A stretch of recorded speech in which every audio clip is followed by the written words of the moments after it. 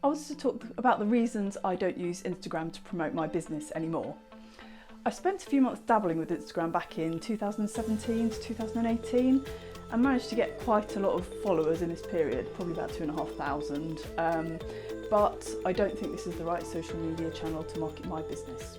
This was an experiment for me, and I still love using Instagram, but for fun rather than business. So as part of the Digital Mums Social Media Management course that I took at the end of 2017, I decided to run a campaign on the importance of exercise for good mental health. During this time, I'm interacting with some fascinating people on Instagram, as well as Facebook, Twitter, other social media platforms. But I think the thing that was key for me was getting involved in conversations on Instagram.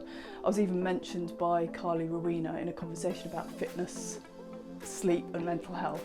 I think Instagram's a great platform for health and fitness industry. I just don't think that for my niche it's the right one. I'm going to do another video to talk about what I learnt on Sarah Tasker's Insta Retreat course. So please subscribe to my channel if you'd like to find out more about my Instagram experience.